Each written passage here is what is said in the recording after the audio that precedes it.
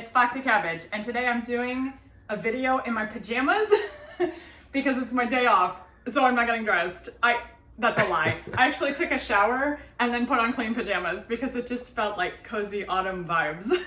So today, it's October, it's almost Halloween. I'm thinking a lot about food security because there's a lot going on in the country right now with SNAP not going out next month, and just thinking about things that we have in the house already that we can prepare for food for the next couple of weeks. And then also thinking about things that we can forage on our own property. We just moved into a new place a couple of months ago, so not everything that's here is here because it was planted.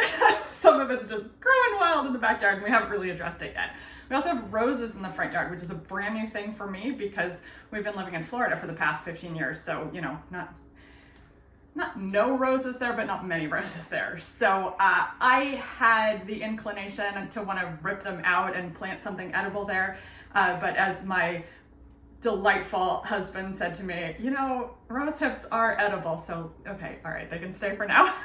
So harvested some rose hips yesterday and went ahead and made some rose hip syrup and canned that. So that's done, but I'm gonna give you a look over here. Hello. Actually, I'm not gonna pick it up because it's resting for 24 hours to make sure that the lids have sealed fully, but they're good. I can tell, but I'm still not gonna move them. So we did 3 half pints of rose hip syrup. And then today I foraged some lemon balm in the backyard.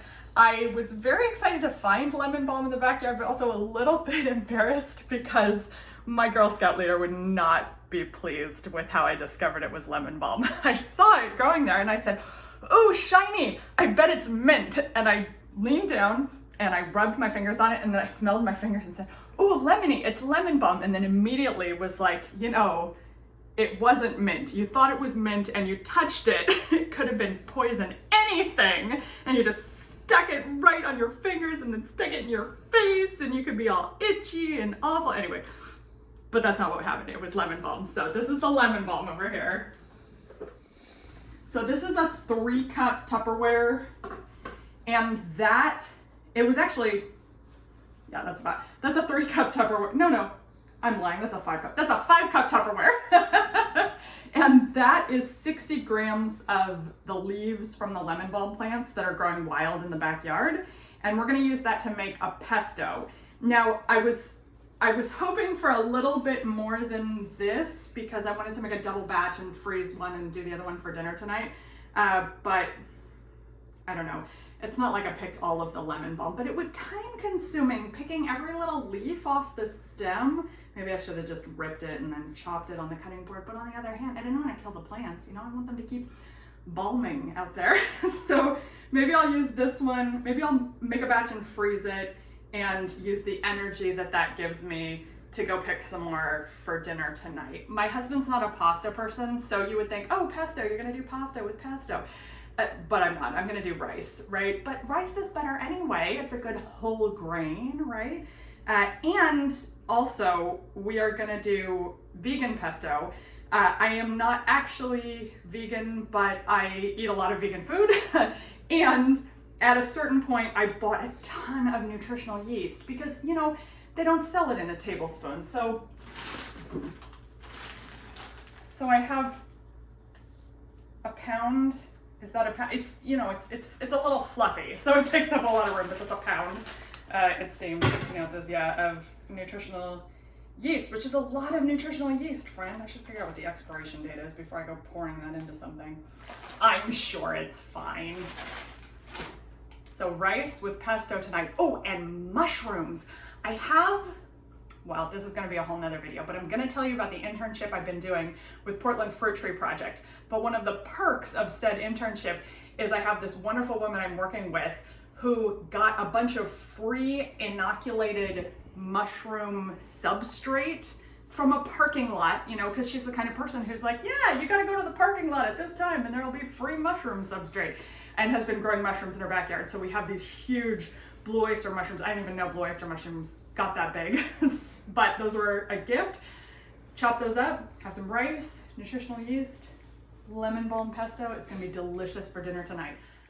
So part of what we're doing right now is trying to use all of the food that we have in the house, even if it's things that don't seem like they would be food. For example, we make jack-o'-lanterns, and so we had 4 big carving pumpkins. They're not pie pumpkins, they're just carving pumpkins, but they're great big pumpkins that we got pretty cheap. And so we scooped out all the guts, got all the seeds, and today we're gonna be using guts. We're gonna roast guts and make some puree out of that. And then we're also gonna do the pumpkin seeds in the dehydrator. We're gonna do 2 batches because there's a lot of seeds and 4 big pumpkins.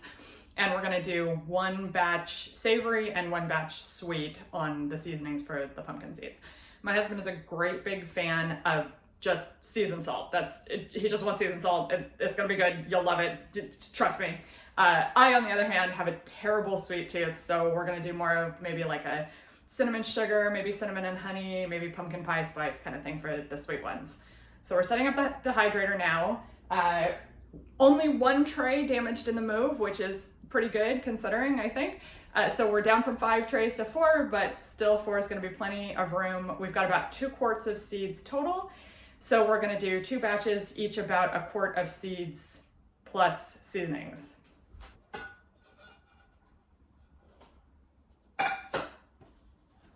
Woo. Our seeds that have been soaking since yesterday, that's a lot of seeds.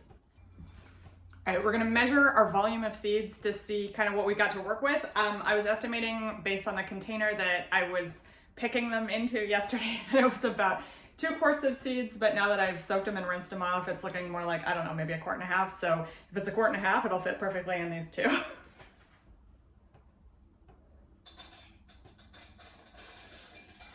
Whoop. Lost one. Zoom. Bowl.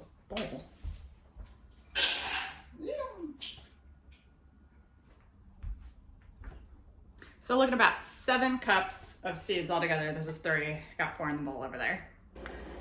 All right, my friends, parting thoughts for today. We have pumpkin seeds pumpkining over here. Those are gonna be the yummy savory ones for my husband, and these ones are drying out here, getting ready to be the sweet ones for me tomorrow.